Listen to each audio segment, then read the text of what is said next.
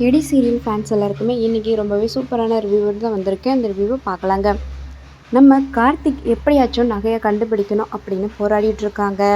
சீக்கிரமே வந்துட்டு நகையை நான் கண்டுபிடிச்சி கொடுக்குறேன் பாட்டி அப்படின்னு சொல்லிட்டு நம்ம மயில் வாகனமும் கார்த்திக்கும் வந்து பார்த்திங்கன்னா கிளம்புறாங்க.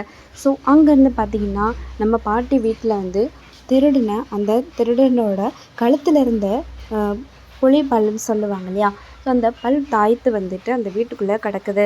அதை பார்த்துட்டு கண்டிப்பாக இதை யாரோ திருடிட்டு தான் போயிருக்கிறாங்க, அவங்ககிட்ட இருந்த இந்த பொருளை இங்கே தவறு விட்டுட்டு போயிருக்காங்க. அப்போது அந்த தாயத்தை பார்த்துட்டு நம்ம கார்த்திக் கெஸ் பண்ணி பார்க்குறாரு, இது யாரோடதாக இருக்கும் அப்படின்னு யோசிச்சு பார்க்குறாங்க. இந்த ஊருக்கு திருவிழாவுக்கு வர்றதுக்கு முன்னாடி ஒருத்தர் மேலே மோதிடுறாங்க கார்த்திக். அப்போது அவர் கழுத்தில் இருந்த தாயத்து தான் இது அப்படின்னு சொல்லி கண்டுபிடிக்கிறாரு நம்ம கார்த்திக். அதுக்கப்புறம் இந்த தாயத்து யாருதுன்னு நான் கண்டுபிடிச்சிட்டேன், சீக்கிரமே நான் கோவில் நகைகளோட வரேன் பாட்டி அப்படின்னு சொல்லிட்டு போகிறாங்க கார்த்திக்.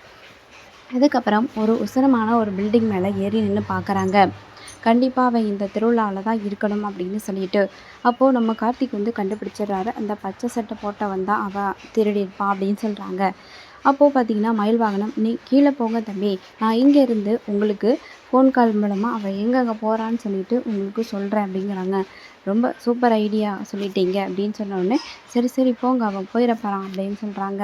அதுக்கப்புறம் கார்த்திக் அவன் ரைட்டில் போகிறான் லெஃப்டில் போகிறான் அப்படின்னு சொல்லிட்டு இருக்காங்க கார்த்திக் கிட்ட. மயில் வாகனமும் வந்து லைன்லேயே இருந்துகிட்டு இருக்காங்க. அதுக்கப்புறம் கார்த்திக் போயிட்டு அவன் முன்னாடி நிற்கிறாங்க. யார் நீங்கள், என்ன வேணும் அப்படின்னு சொல்லி கேட்குறாங்க. நீ தானே எங்கள் வீட்டில் இருந்த நகைகள் எல்லாத்தையும் திருடுனா, எனக்கு நல்லாவே தெரியும், மரியாதை சொல்லு அப்படிங்கிற மாதிரி அவனை மிரட்டி ஒரு வழியாக உண்மையை வந்து தெரிவிச்சுறாங்க. அதுக்கப்புறம் பார்த்திங்கன்னா நகையை யார் திருட சொன்னாங்களோ அவங்களோட வீட்டில் தான் இருக்குது அப்படிங்கிற மாதிரி சொல்லிடுறாங்க எல்லா உண்மைகளையும் அந்த ரவுடி.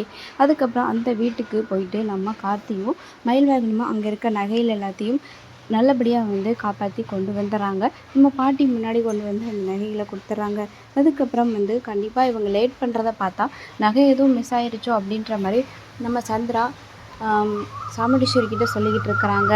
அதெல்லாம் ஒன்றும் இருக்காது அப்படின்னு சொன்ன உடனே நம்ம பாட்டி கையில் வந்து தட்டோட அந்த தட்டில் மேலே ஒரு சிகப்பு துணியை போட்டு மூடி கொண்டுட்டு வந்துட்டுருக்காங்க. இதை பார்த்துட்டு நம்ம சந்திரா வந்து பயங்கர ஷாக்கி கூட இருந்துகிட்டு இருக்காங்க. இது என்னது, நகையா இல்லை போலி நகை எதுவும் கொண்டுட்டு வராங்களா என்னன்னு தெரியலையே அப்படின்னு சொல்லிட்டு பயங்கர குழப்பத்தோடு இருந்துகிட்டு இருக்காங்க.